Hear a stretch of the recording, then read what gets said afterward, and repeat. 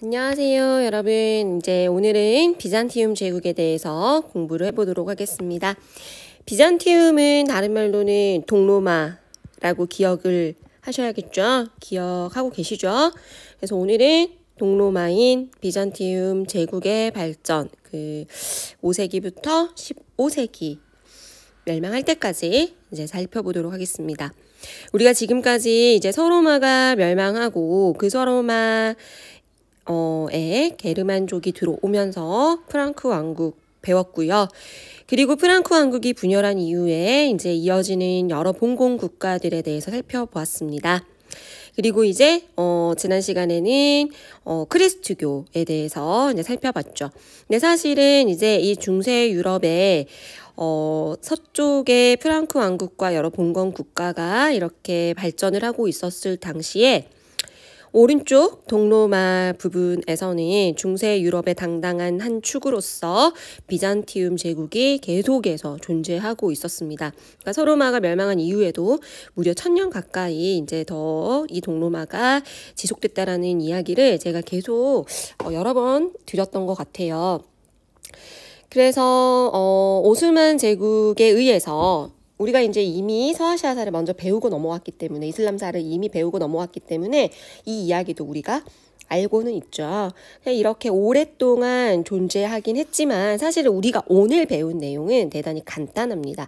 그렇기 때문에 너무 그렇게 부담 갖지 않으셔도 될 것 같고 핵심 키포인트는 뭐라고 보시면 되냐면 바로 6세기에 이 유스티니아누스 황제가 가장 핵심 키포인트다 라고 보시면 될 것 같아요. 이 유스티니아누스 황제가 정복했을 당시의 비잔티움 제국의 영역이 정말 넓었었거든요. 그래서 교과서상으로는 이때를 전성기라고 보는 것 같아요. 교과서상으로는. 그래서 오늘은 6세기 이 황제 때 비잔티움 제국 하에서의 유스티니아누스 황제를 중심으로 우리가 공부를 하면 될 것 같습니다. 자, 이 5세기 때 이 이야기는 이미 우리가 알고 있는 이야기죠. 동서로마가 분리된 이후에 콘스탄티노폴리스를 수도로 하면서 이제 황제 교황주의가 시작됐다 뭐 이런 말이 나오고 있네요. 서로마 제국이 멸망한 이후에도 약 1000년 동안 이 비잔티움 제국이 지속이 됩니다. 그런데 여기에 황제 교황주의라는 말이 있죠, 여러분.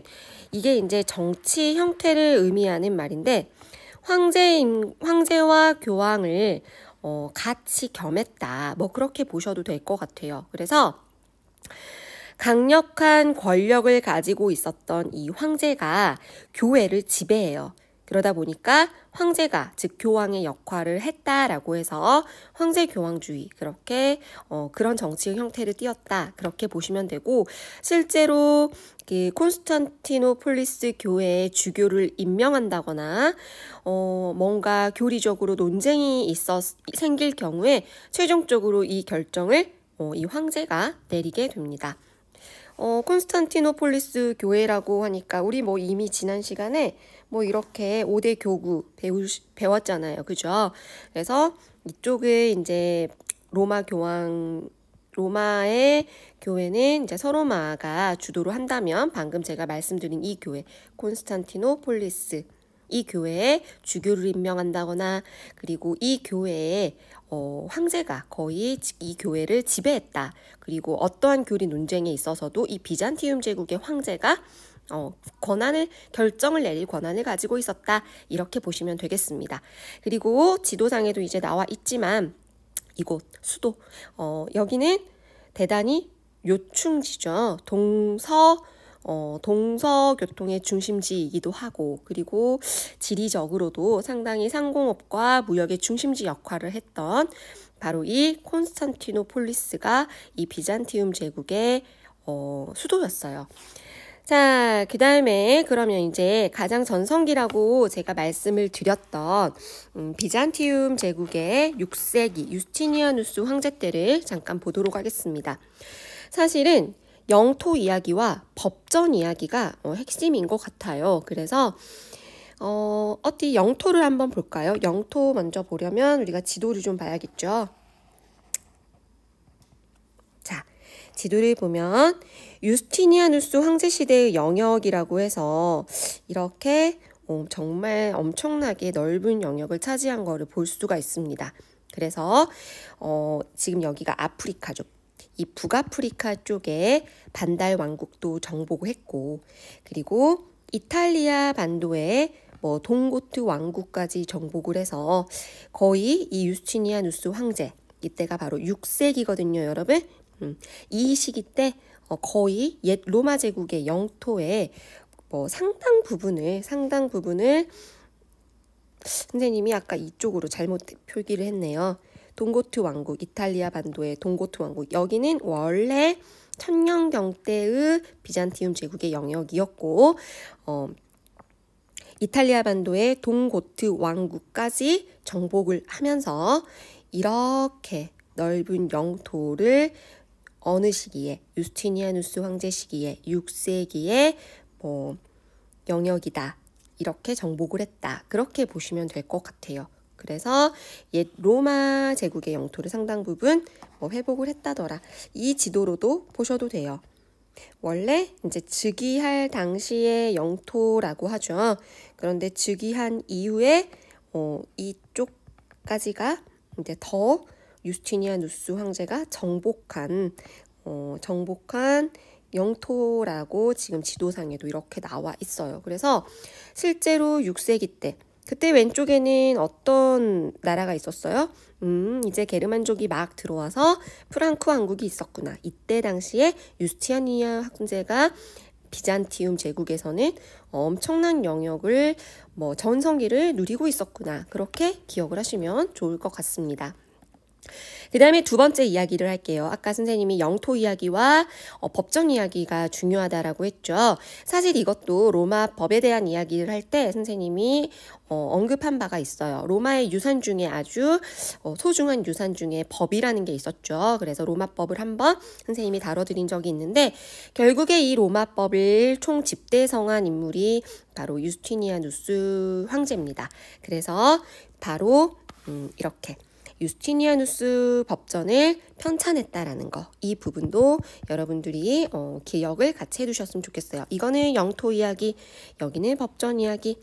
그 다음에 이제 성 소피아 성당이 드디어 나옵니다. 이거는 이미 우리가 배운 적이 있죠. 언제 배웠느냐?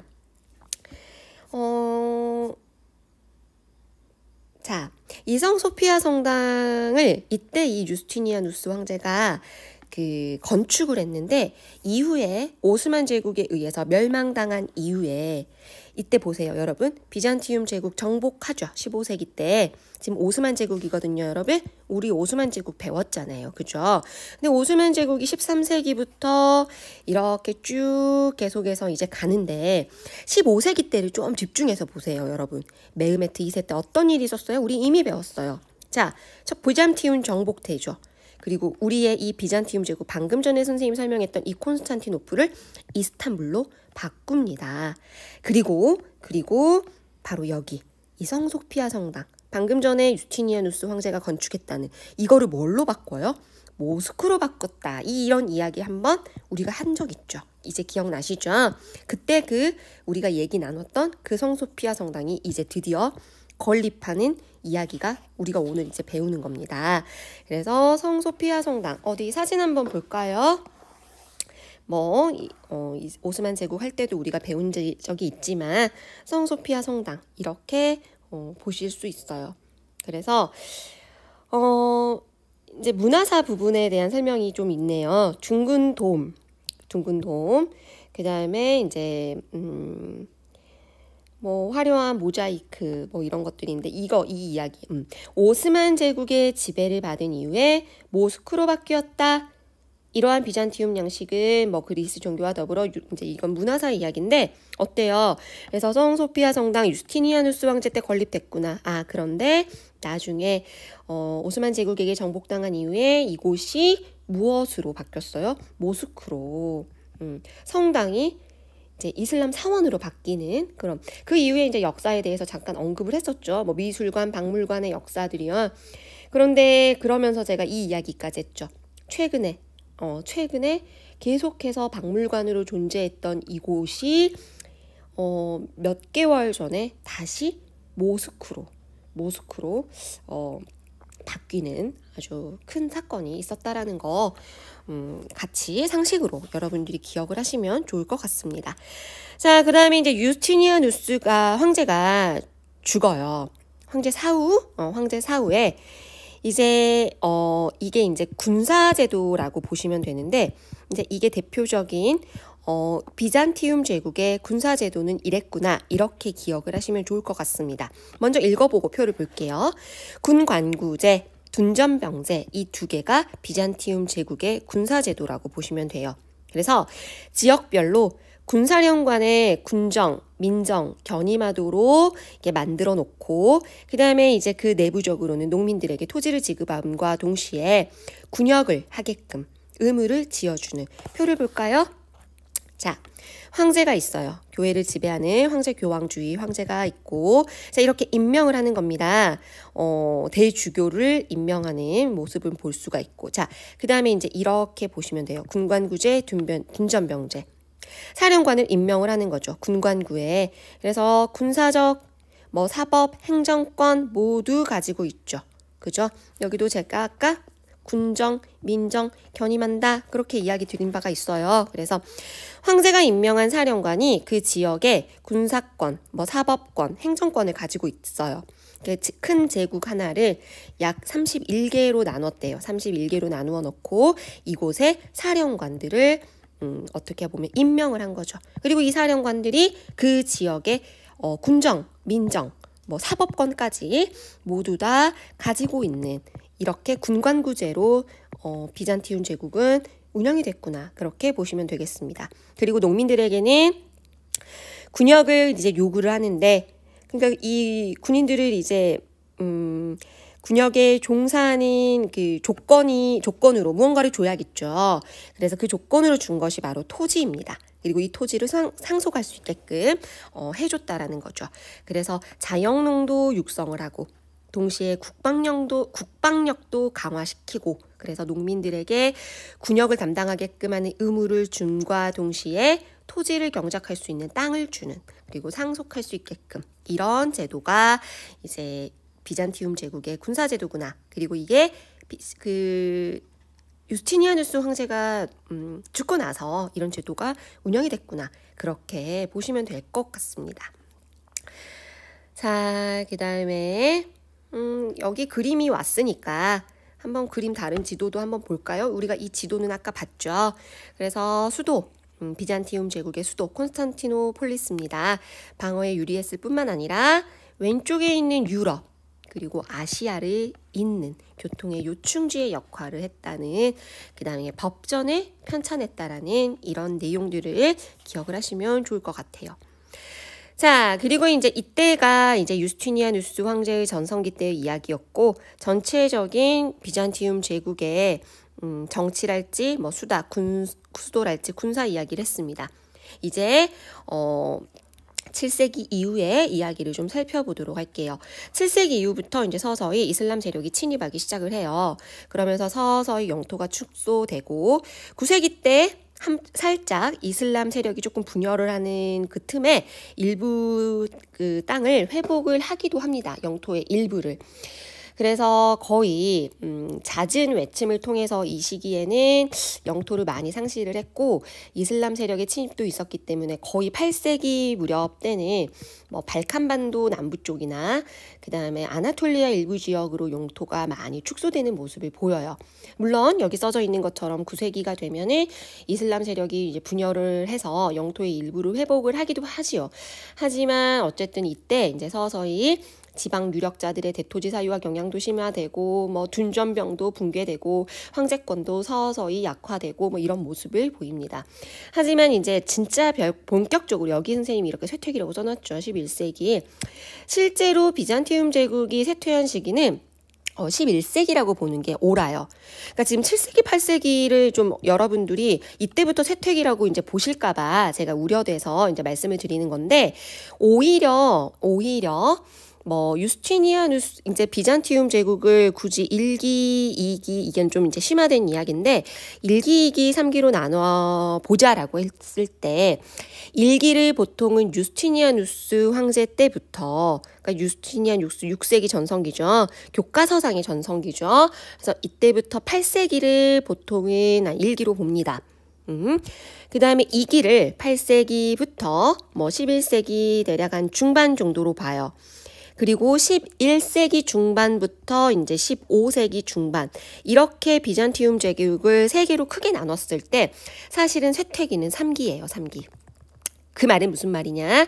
물론 6세기 때 영토적으로는 유스티니아누스 황제 때 가장 넓은 영토를 차지했고 전성기라고 하고 있지만 2기 역시 만만치 않은 유럽에서 최고의 경제력이나 군사력이나 문화를 발달한 시기라는 거를 여러분들이 놓쳐서는 안 됩니다. 그러니까 유스티니아누스 황제 때 워낙 넓은 영토를 차지했었기 때문에 뭐 이 시기가 되면서 영토의 일부를 조금씩 축소를 하기는 했지만 그렇다고 해서 쇠퇴기라고 볼 수는 없는 것이 이 시기 그러니까 8세기에서 11세기 이 시기가 유럽 전체로 보자면 여전히 최고의 경제력이랄지 뭐 최고의 군사력이랄지 문화를 발달시킨 시기다라고 보셔야 돼요. 대표적인 예로 우리가 예전에 지난 시간에 당장 배웠죠. 레오 3세가 성상 숭배 금지령을 내리잖아요. 그때가 여러분 언제예요? 725년이에요. 그죠? 이렇게 비잔티움 제국의 황제가 당당하게 성상 숭배 금지령을 내림으로써 서쪽을 압박할 수 있을 정도로 아직까지는 비잔티움 제국이 유럽에서 강력한 뭐 군사, 문화, 경제 가지고 있던 시기다. 그렇게 보셔야 된다라는 이야기입니다. 그래서 이 시기 때구나. 우리가 배운 내용이니까 계속 선생님이 지금 연결을 바느질을 해주고 있는 거예요. 725년이 이때예요. 그죠? 이때 무슨 일이 있었어요? 성상숭배 금지령이 있었잖아요. 그죠? 그래서 대토지 소유자인 동시에 성상숭배 경향이 강했던 수도원 세력을 억제하기 위해서 이제 이런 금지령을 내렸었고 서쪽에서는 나름대로 서로마에서는 수도원에서는 이 동쪽의 그 비잔티움 제국으로부터 벗어나기 위해서 계속해서 이제 로마 가톨릭이 벗어나기 위해서 어떤 모습을 보여요. 이제 세속화되는 정치적으로도 연결하는 그런 모습을 보이고 있었죠. 성상숭배 금지령 얘기 나왔으니까 결국은 이게 어떻게 됐어요? 성상숭배 금지령은 사실은 동로마 제국의 내부 정치적 문제 그리고 이슬람교의 영향에서 사실은 출발을 했지만 결과적으로는 동로마 교회와 서로마 교회의 분열을 낳는 그런 결과를 낳아버렸죠. 그리고 또 이게 어떤 영향까지 끼쳤어요? 프랑크 왕국 입장에서는 서로마 교회를 군사적으로 지원하고 교황은 또 그 대가로 그 궁제였던 그때 그 피핀을 왕으로 승인함으로써 카롤린고 왕조를 열게 해주는 그리고 그의 아들 칼 대제 서로마 황제로 임명까지 하게 되는 그런 그 역사가 진행이 됐죠. 그죠? 그래서 바로 이때 있었던 일이다. 서쪽 그 프랑크 왕국 이야기 이렇게 보시면 되겠습니다. 아셨죠? 자, 그 다음에 이제 11세기 때 봅시다. 셀주크 튀르크가 공격했대요. 십자군 전쟁 발발. 십자군 전쟁도 우리 지난 시간에 했잖아요. 선생님 십자군 전쟁 언제부터 언제라고 했어요? 11세기부터 13세기죠. 그 그래프 볼까요? 이때였잖아요. 이때. 그죠? 11세기부터 13세기 때 교황권이 올라가고 있을 때 클레르몬 공의회에서 우르반이 그 십자군 전쟁에 참여합시다라고 주장을 해서 실제로 십자군 전쟁 합니다.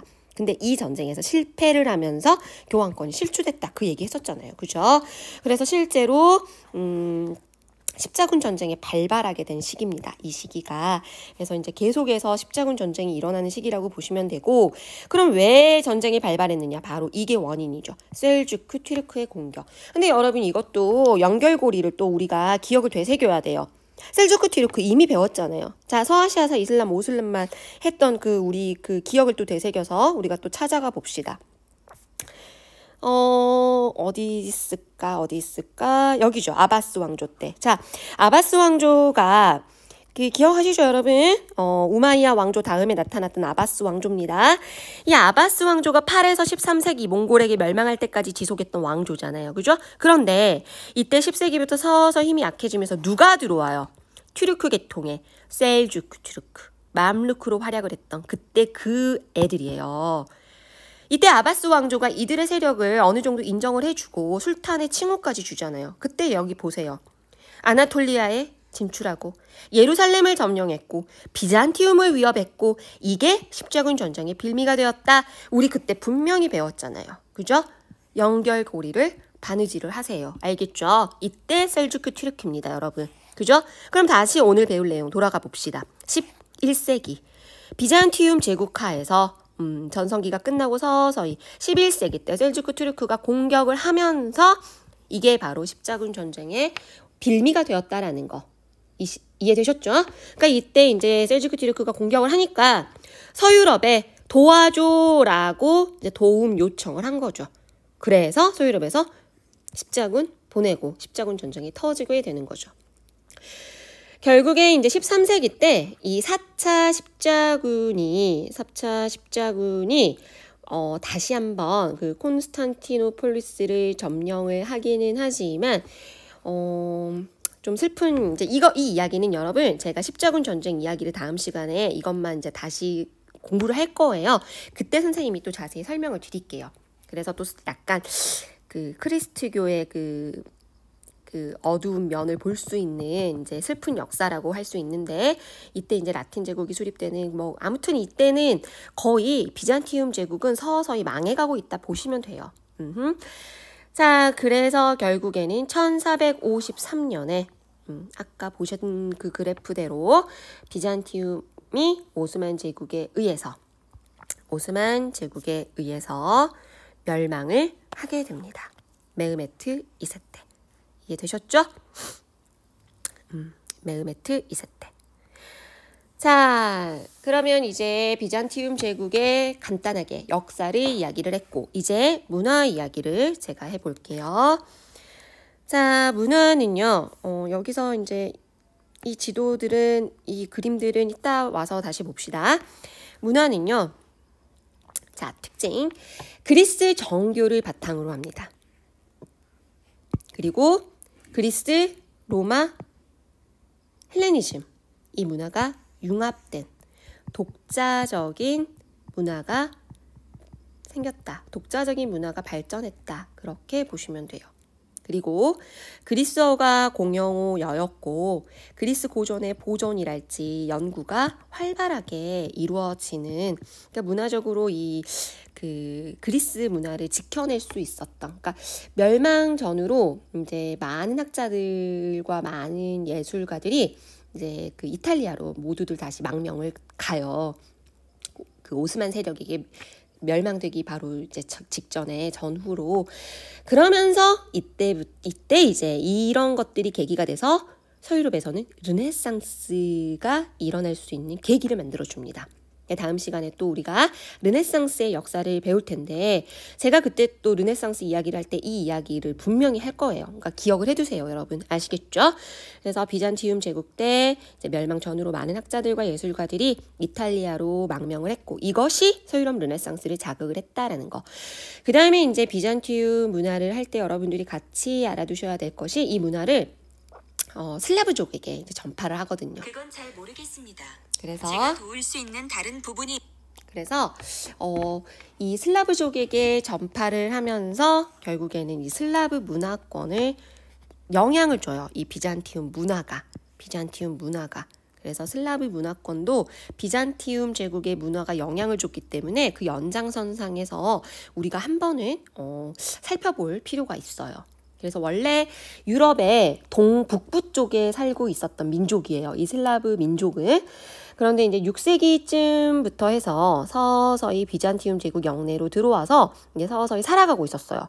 그러면서 이제 비잔티움 문화에 동화된 그 민족이라고 보시면 되고 결국에는 이제 이게 섞이면서 그리고 비잔티움의 영향을 받으면서 나름대로 슬라브 문화권을 형성했다라는 이야기가 이제 이 오늘 선생님이 지금 하고 싶은 이야기의 핵심입니다. 그래서 뭐 여기는 이제 선생님이 동슬라브족만 이제 써놨는데 여기서도 뭐 서슬라브족, 뭐 남슬라브 이제 슬라브족이라고 하는 건 그렇고 슬라브족이 서쪽으로 가서 서슬라브, 뭐 남슬라브, 동슬라브족 이렇게 이제 서로 이제 그 지금까지의 역사를 이루었는데 서슬라브 간단하게 언급만 해볼까요? 그 폴란드인이 폴란드 왕국을 세웠고 이제 체코인이 보헤미아 왕국을 수립을 합니다.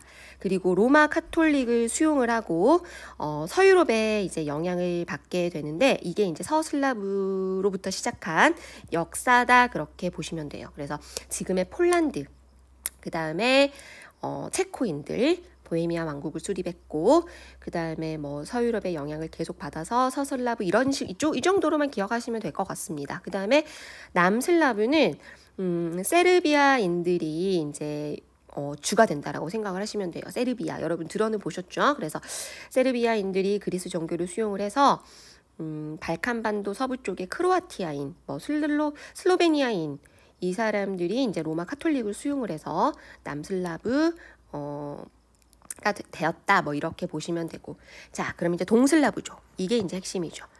자 키예프 공국이 이제 발전을 하게 됩니다. 그래서 우리가 사실 이쪽 키예프 공국은 예전에 그 노르만족 이야기를 하면서 선생님이 한 바가 있어요. 그죠? 그게 사실은 다 섞인 거죠. 이 동슬라브족, 뭐 노르만족 다 섞여서 이제 된 건데 키예프 공국이 이제 그 세워져요. 이들에 의해서 뭐 그래서 그리스 종교를 수용을 했고 이 동슬라브족이 그리고 이들이 사용한 문자가 키릴 문자입니다. 키릴 문자.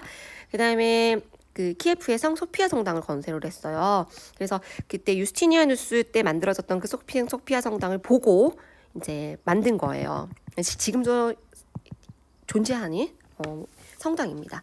근데 결국엔 이제 13세기에 몽골의 침공으로 멸망을 하고 킵차크 왕국이 세워지는데 지금의 뭐 모스크바 대공국의 역사라고 보시면 되겠죠. 역사라고 보시면 될 것 같아요. 그래서 훗날 이제 이반 3세가 다시 이 몽골을 물리치고 동북부 쪽에 러시아를 통일을 하면서 자기 스스로 뭐라고 말을 하냐 이때 나는 비잔티움 제국의 계승자다. 뭐 이렇게 말도 해요. 그러면서 차르라는 칭호를 사용하고 그러니까 나름대로 계속해서 비잔티움 제국의 뭐 그 영향을 받았기 때문에 나는 비잔티움의 문화 제국을 계승한다 이런 그 이념이나 뭐 이런 생각이 머릿속에 있었던 것 같아요. 그래서 문화적으로 상당히 영향을 줬구나 이런 내용들 이제 기억을 하시면 될 것 같습니다.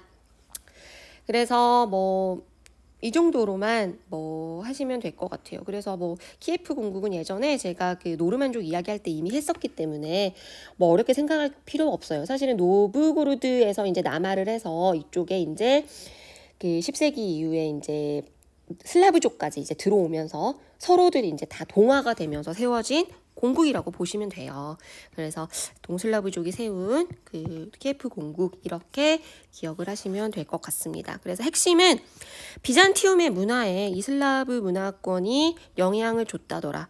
그리고 먼 훗날 그 이반 3세가 나는 이제 그 비잔티움 제국의 계승자야 라고 자처를 했을 정도로 이렇게 영향을 줬다더라. 그 다음에 이제 키릴 문자 이야기 안 했으니까 이거 하나 더 할게요. 키릴 문자는 그 비잔티움 제국에서 그 대주교의 임명을 받아서 이 슬라브 지역에 파견된 형제가 있었어요. 그 형제가 바로 키릴로스 형제였는데 이들이 가서 이제 거기에서 만든 문자예요. 그래서 이름이 키릴 문자입니다. 그러니까 키릴 문자 자체가 이 그리스어를 바탕으로 제작이 됐어요. 오늘날 슬라브족의 그 문자의 원형이라고 보시면 됩니다. 그래서 키릴 문자, 키릴로스 형제가 만들었는데 비잔티움 그 제국의 임명을 대주교의 임명을 받은 슬라브족에서 파견된 이 사람의 문자, 그리스어 바탕, 슬라브족 문자의 원형, 키릴 문자 이 정도 상식으로 알아두시면 좋을 것 같습니다. 서유럽 문화는 다음 시간에 할 거기 때문에 비잔티움 문화에 이것만 한번 볼게요. 비잔티움 공용어 그리스어, 종교는 그리스 종교, 양식은 비잔티움 양식이다. 문화 둥근 돔, 그죠? 그 다음에 그 안에 보면 모자이크 벽화, 모자이크가 핵심이에요. 모자이크. 그래서 이 정도 보시면 될 것 같아요. 자, 이것도 똑같은 거죠. 모자이크.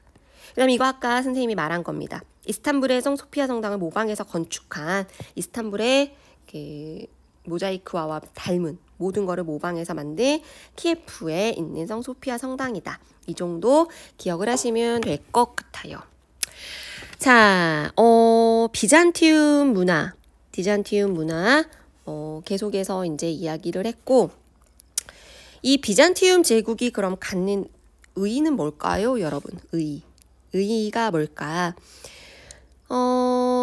먼저는 이제 계속해서 이제 이런 말을 했었죠. 초기에는 라틴어가 뭐 공용어였는데 시간이 갈수록 그리스어를 공용어로 했고, 그다음에 그리스 헬레니즘 문화의 전통 위에 그리스 종교를 결합하는 독자적인 문화권을 형성했다. 뭐 이런 문화들에 대해서도 이야기를 했고, 그다음에 황제교황주의라는 특색 있는 정치를 했다. 전제 정치를 했다라는 거. 이런 이야기도 이제 우리가 계속해서 이제 했는데, 그렇다면 이 비잔티움 제국이 갖는 의의가 뭐냐? 첫 번째, 군사적. 군사적으로는 어떤 의미가 있느냐? 사산왕조 페르시아와 그 이슬람으로부터 계속해서, 그러니까 오른쪽에 있는 페르시아, 이슬람 이 세력들로부터의 방파제 역할을 했죠. 어떻게 보면 서유럽의 입장에서는 이 비잔티움 제국이 어찌됐든 방파제 역할을 한 거죠. 방파제 역할을. 그죠? 그 다음에 문화적으로 볼까요? 르네상스 때 결국에는 이 그리스 고전이 부활하게 되는데, 이때 이 부활하는 게 누구의 공이 컸다라고 했어요? 이 비잔티움 학자들. 멸망 전후로 많은 학자들이 망명을 갔다라고 했죠. 그래서 결국에는 문화적으로도 르네상스를 이루어내는데 큰 공을 세워요. 군사적인 의의, 문화적인 의의. 종교적으로도 봐볼까요? 종교적으로도 러시아를 비롯한 동유럽 슬라브 국가에 그리스도교를 전파를 함은 그런 독자적인 문화 형성의 기반을 마련했다라는 것.